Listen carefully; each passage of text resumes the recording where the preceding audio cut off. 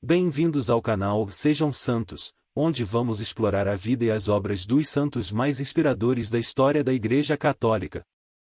Nós vamos compartilhar suas histórias, seus ensinamentos e seus exemplos de virtudes, esperando que possam nos inspirar a viver de acordo com os ensinamentos de Cristo. Então, se você quer aprender mais sobre esses santos e descobrir como suas vidas podem ser caminhos que nos levam a Jesus Cristo para nós hoje, inscreva-se no nosso canal e deixe o seu like. Inscreva-se hoje mesmo, divulgue nosso canal a seus amigos e comunidades e nos ajude o nosso canal para que possamos alcançar mais pessoas na divulgação a conhecer mais a vida dos santos. Onde a santidade é uma jornada diária. Faça parte dessa comunidade de busca pela santidade.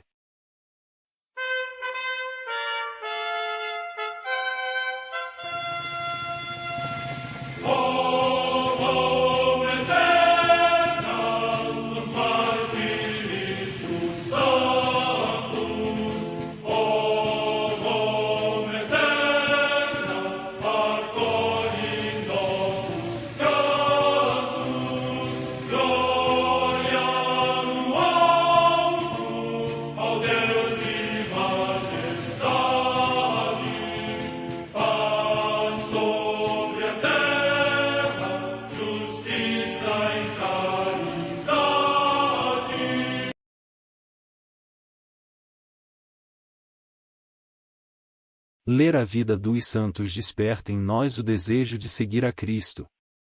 Através de suas vidas podemos aprender as virtudes, a sabedoria e o amor de Deus. Cada santo nos oferece um modelo de vida a ser imitado, como diz São Paulo na carta aos Hebreus, capítulo 12, versículo 1. Estamos rodeados por uma nuvem de testemunhas. A Igreja foi fundada por nosso Senhor Jesus Cristo não apenas como uma instituição, mas uma autêntica família. Os santos mártires, confessores, doutores, as virgens, os santos pastores e todos os demais santos são realmente nossos irmãos que nos precederam no caminho da fé e já estão no céu, para onde também iremos nós, pela graça de Deus. Portanto, sede santos, assim como vosso Pai Celeste é santo. Mateus capítulo 5, versículo 48. Hoje, dia 16 de maio, celebra a Igreja a vida desse grande santo, São Simão Stock. A Santa Madre Igreja celebra também nesse dia os santos. Em Osales, na África proconsular, na atual Tunísia, a comemoração dos santos Félix e Genádio, mártires. Data da morte incerta. Em Osimo, no Piceno, hoje nas Marcas, região da Itália, os santos Florencio e Diocleciano, mártires. Data da morte incerta. Na antiga Pérsia, os santos mártires Abdas e Edésio, bispos, que foram mortos por ordem do rei Sapor II, juntamente com 38 companheiros. Data da morte entre os anos 375 e 376. Em Bois, localidade do território de Auxerre, na Gália, hoje na França, São Peregrino, mártir, venerado como primeiro bispo desta cidade. Data da morte entre os séculos IV v. Comemoração de São Possídio, bispo de Guelma, na Numídia, na atual Argélia, que foi discípulo e amigo de Santo Agostinho, assistiu à sua morte e escreveu a sua memorável biografia. Morte no ano 473. Em Troyes, na Gália Leonense, atualmente na França, São Fídolo, presbítero, que, segundo a tradição, foi feito prisioneiro de guerra pelo rei Teodorico, durante a invasão do Auvergne, mas, resgatado e instruído no serviço de Deus por Santo Aventino, abade, foi o seu sucessor. Morte no ano 540. Na Irlanda, São Brandão, abade de Clonfert, eloso propagador da vida monástica, de quem se narra a célebre navegação de São Brandão. Morte entre os anos 577 e 583. Em Amiens, na Neustria, atualmente na França, Santo Honorato, bispo. Morte no ano 600. 9 asterisco. Na Bretanha, em território da atual Grã-Bretanha, São Carantoco, bispo e abade de Cardigan. Morte no século VII.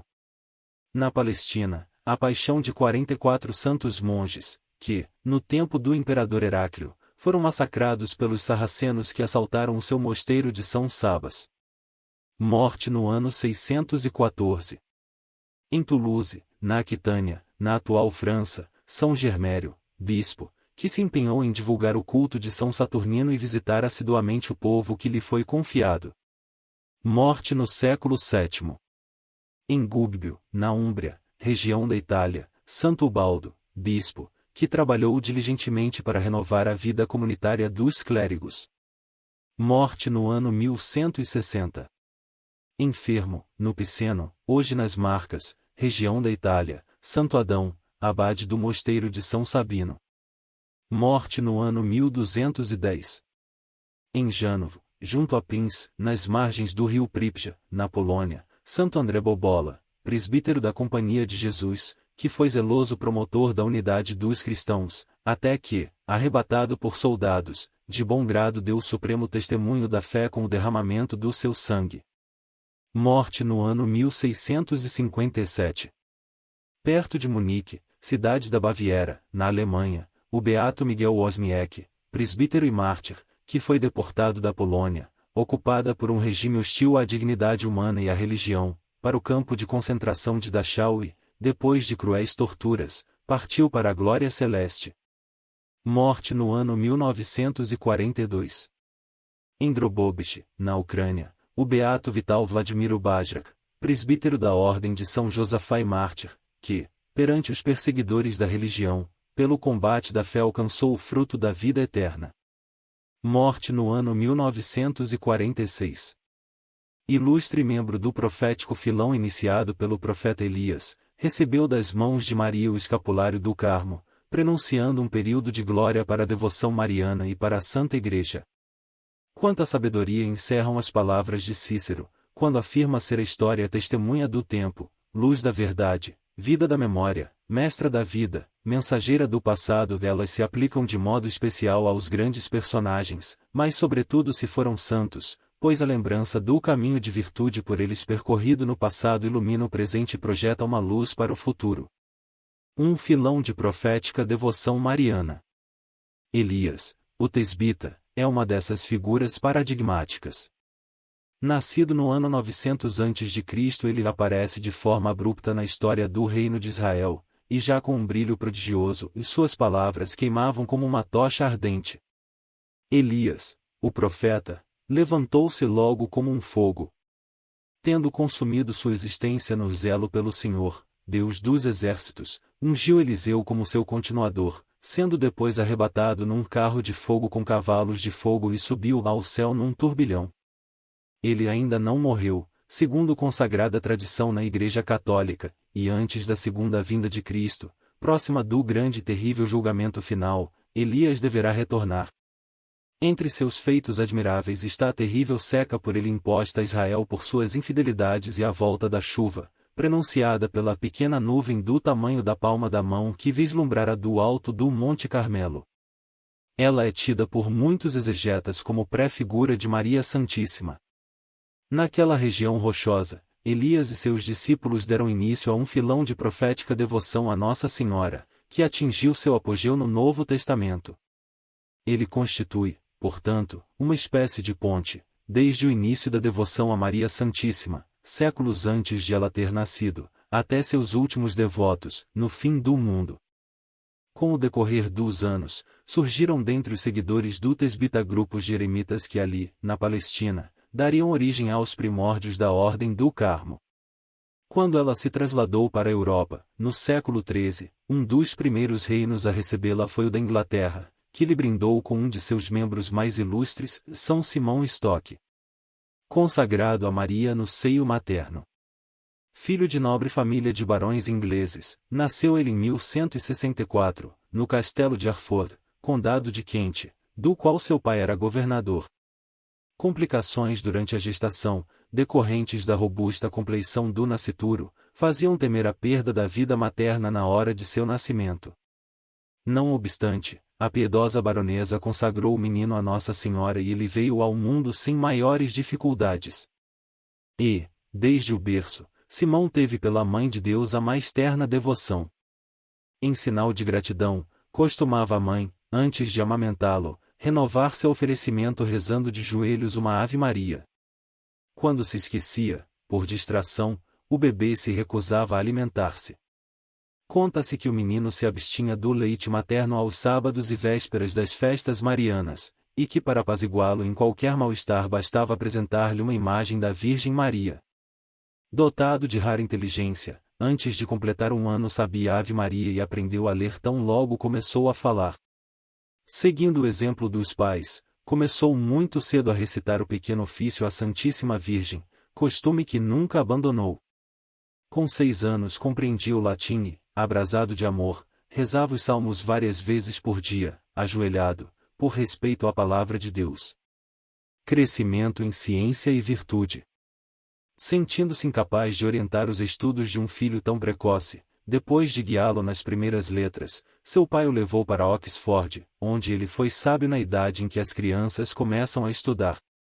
A ciência dos santos, todavia, atraía mais a Simão que a dos homens, e com isso, seus diretores permitiram-lhe participar dos sacramentos na idade em que o comum dos meninos apenas discerne o bem do mal. À medida que crescia em ciência, acrisolava-se sua devoção a Nossa Senhora.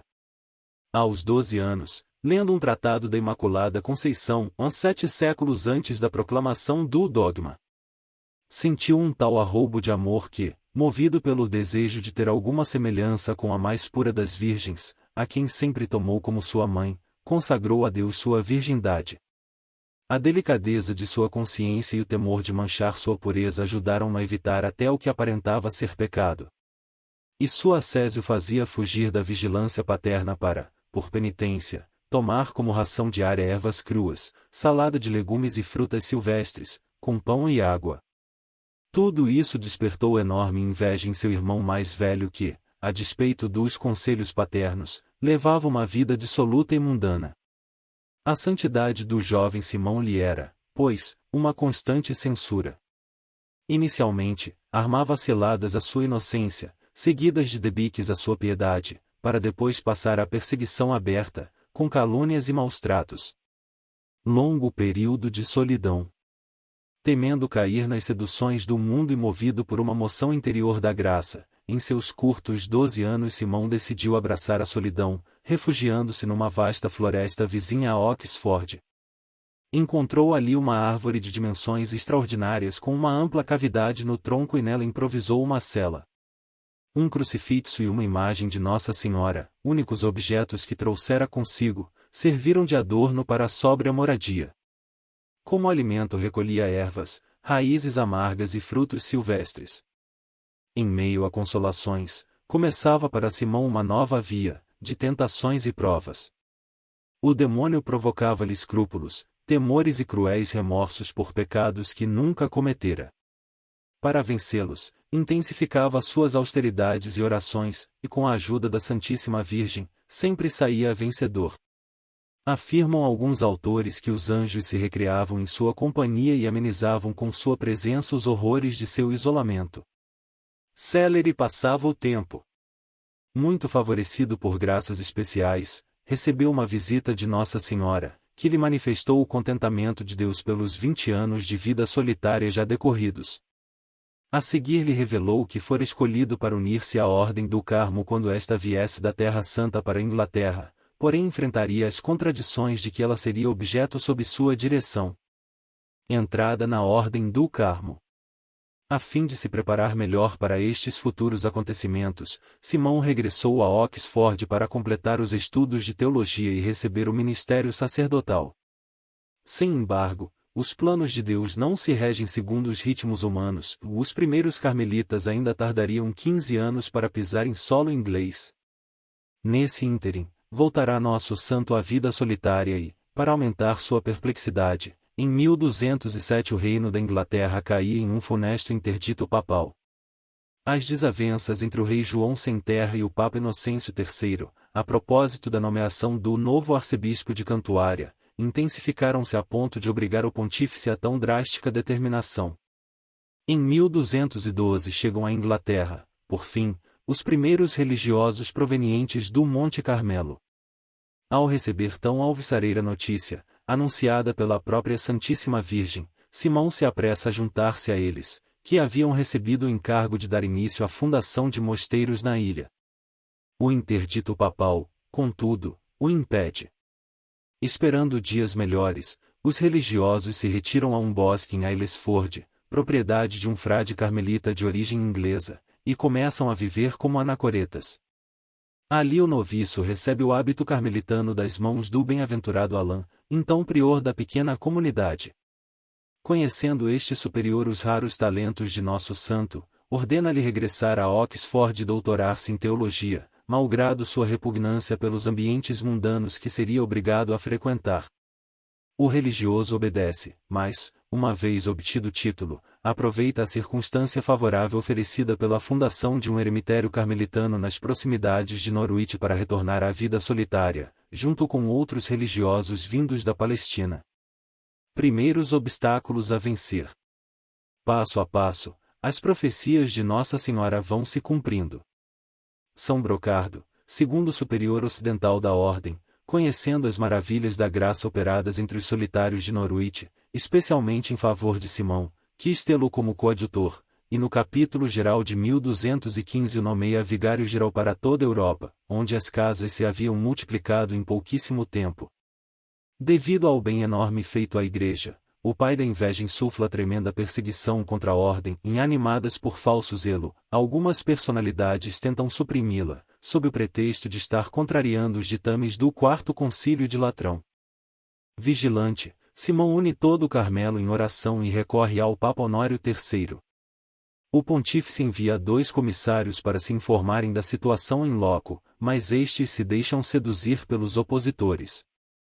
Maria Santíssima, no entanto, vem ela mesma em socorro de seus filhos. O Papa declara que a Rainha do Céu lhe ordenara aprovar a regra do Carmo, confirmar a ordem e protegê-la contra a investida de seus adversários. Pela bula Ut Vivendi Norma, de 1226, ele efetiva as resoluções celestes e autoriza novas fundações na Europa. Recolhimento no Monte Carmelo. Soara afinal a hora marcada pela providência para a Ordem do Carmo partir da Terra Santa para lugares mais favoráveis, como predissera Nossa Senhora. Por disposição do bem-aventurado Alain, já eleito superior geral, Simão Stock viaja para o Monte Carmelo a fim de participar do capítulo geral, convocado para pôr remédio aos males sofridos no Oriente, por causa da intolerância sarracena. O carmelita, inglês, teve uma indizível alegria ao conhecer o profético monte no qual tudo começara com Elias. No capítulo se decidiu, de fato, a imigração de todos os carmelitas para a Europa, apesar da objeção de alguns dos presentes que diziam não poder abandonar, em consciência, os poucos cristãos do Oriente. São Simão ponderou, entretanto, ser inútil exporem-se a tão grave perigo, lembrando um princípio evangélico: se vos perseguirem numa cidade, fugi para outra. Enquanto ainda se encontravam ali, recrudesceu a fúria dos sarracenos e muitos foram os cristãos que perderam a vida naquela região. Salvaram-se da morte os que conseguiram fugir para Ptolemaida, onde se havia concentrado a armada cristã. Entre estes estava nosso santo. Narra a tradição do Carmelo que ele permaneceu por 6 anos levando uma vida de oração na montanha de Elias, à espera de uma ocasião propícia para retornar a seu país. Esta se deu quando certos nobres ingleses, que haviam lutado na Terra Santa, ofereceram aos religiosos para embarcar em seus navios, de regresso à pátria, onde haveriam de se distribuir nos diversos mosteiros já existentes. São Simão e o superior geral dirigiram-se para Aylesford. Sinal de predileção e aliança com Nossa Senhora. Corria o ano de 1245 quando o bem-aventurado Alain convocou o primeiro capítulo geral na Europa, durante o qual ele apresentou sua renúncia ao cargo, sendo eleito por unanimidade São Simão Stock para substituí-lo, aos 80 anos de idade. Sob seu governo a ordem se expandiu notavelmente, sobretudo na França, onde se multiplicaram as fundações, graças ao amparo de São Luís IX. Mesmo contando com a proteção da Santa Sé, o Carmo foi alvo de novas e virulentas perseguições que visavam suprimi-lo. No auge da aflição, o santo entregou-se a orações, jejuns e penitências, que acabaram se prolongando por alguns anos. Foi nesse transe que compôs a célebre antífona Flus Carmeli, que passou a recitar todos os dias. Contudo, nas obras que Nossa Senhora ama, as coisas podem chegar a ponto de se despedaçarem, se estraçalharem quase completamente. Tudo parece perdido, mas é o momento que ela reserva para intervir. Em 16 de julho de 1251, a oração do venerando carmelita, como a do profeta Elias, abriu o céu e fez descer a rainha dos anjos. Nesta data, a Virgem Santíssima lhe apareceu, vestida do hábito da ordem, coroada de cintilantes estrelas, e tendo seu divino filho nos braços. Trazia nas mãos o escapulário, que lhe entregava como tesoureiro de seu sinal de predileção e de uma aliança sempiterna. No mesmo dia, São Simão entregou ao padre Pierre Savington, seu secretário e confessor, uma carta dirigida a todos os seus irmãos de hábito, na qual registrava a promessa da Mãe de Deus de que fora depositário: recebe, meu amado filho, este escapulário de tua ordem, como sinal distintivo e a marca do privilégio que eu obtive para ti. Todos os filhos do Carmelo é um sinal de salvação, uma salvaguarda nos perigos e garantia de uma paz e uma proteção especial até o fim dos séculos. Et signum salutis, salus in periculis. Quem morrer revestido deste hábito será preservado do fogo eterno. Vida longeva unida a Maria. A partir de então, a Ordem do Carmo se estendeu prodigiosamente no fim do século XIII, poucos anos depois da morte do santo, já possuía, segundo fontes da época, mais de 7.000 mosteiros e eremitérios, com cerca de 180.000 religiosos. São Simão Stock dedicou os anos que lhe restavam para visitar os Carmelos. A Europa viu com admiração o santo ancião, na extrema velhice, curvado sob o peso dos anos, extenuado pelos rigores da mais austera vida, e não os diminuindo em nada, mesmo no transcurso de suas viagens, percorrer com coragem infatigável os mosteiros de sua ordem. Esteve em várias cidades da Bélgica, Escócia, Irlanda e outros países, e em 1265 chegou a Bordeaux, na França, onde no dia 16 de maio entregou sua alma a Deus. Suas últimas palavras foram as primeiras que aprenderá a dizer: Ave Maria. Sua ação continua na eternidade. Membro do profético filão eliático, São Simão Stock representa um istmo entre o passado e o futuro. E como a missão dos santos não termina nesta terra, cabe perguntar-se: que fará ele agora, da eternidade? Neste ano comemorativo do centenário das aparições de Fátima, não estará ele clamando pela vinda do reino de Maria ali anunciado? Com efeito, a 13 de outubro de 1917, antes do famoso Milagre do Sol, Maria Santíssima se apresentou aos 3 pastorinhos como Nossa Senhora do Carmo, coroada Rainha do Céu e da Terra, com o menino Jesus no colo. Sendo próprio ao espírito da Igreja amar as grandes sínteses, é belo contemplar como no momento que Nossa Senhora proclama sua realeza futura sob a forma da realeza do coração dela, aparece com o traje de sua mais antiga devoção, o Carmo, fazendo uma síntese do mais antigo e do mais recente. 18 A singular figura de São Simão Stock, o Carmelo e o escapulário prenunciam, assim, o triunfo de seu imaculado coração. Oração de São Simão Stock. São Simão rezava esta oração quando recebeu o escapulário de Nossa Senhora do Carmo a flor, vide florida, do céu esplendor, Virgem fecunda, singular, Mãe sem par, de homem ignorada, ao Carmo vem dar a tua ajuda. Estrela do mar, São Simão Stock, rogai por nós.